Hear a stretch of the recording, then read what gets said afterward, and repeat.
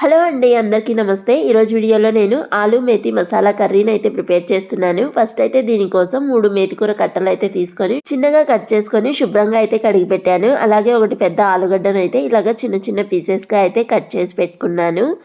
ఆ తర్వాత స్టవ్ వెలిగించుకొని ఒక గిన్నె పెట్టుకొని దానిలోకి 2 స్పూన్ల ఆయిల్ వేసుకొని కొద్దిగా జీలకర్రని, ఒకటి బిర్యానీ ఆకుని, చెక్కని, మొగ్గని, 2 యాలకులను వేసుకొని సన్నగా తరిగిన ఉల్లిపాయ ముక్కలు, ఇంకా 2 పచ్చిమిర్చిని వేసుకొని దోరగా ఫ్రై చేసుకున్నాక అల్లం వెల్లుల్లి పేస్ట్ ఒక స్పూన్ వేసుకొని ఒక 1 మినిట్ అయితే ఫ్రై చేశాను.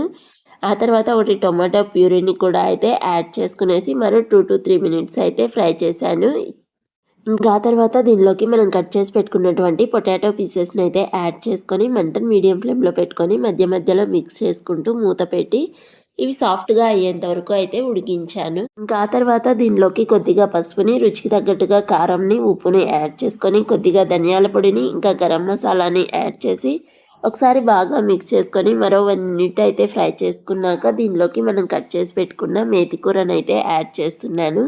ఇప్పుడు దీన్ని మంటను లో ఫ్లేమ్లో పెట్టుకొని మరో 2 మినిట్స్ అయితే మిక్స్ చేసుకొని ఫ్రై చేసుకుందాము. ఈ కర్రీ టేస్ట్ అయితే చాలా బాగుంటుంది, అందరికీ నచ్చుతుంది. అన్నంలోకైనా చపాతీలోకైనా చాలా బాగుంటుంది.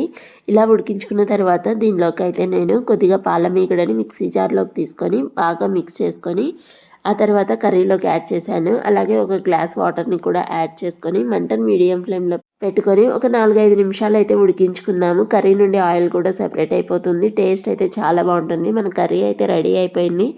ఆ తర్వాత ప్లేట్లోకి సర్వ్ అవుట్ చేసుకోవడమే. చాలా ఈజీ కదా. ఈ వీడియో మీ అందరికీ నచ్చింది అనుకుంటున్నాను. నచ్చితే please like, share and subscribe to our channel. Bye.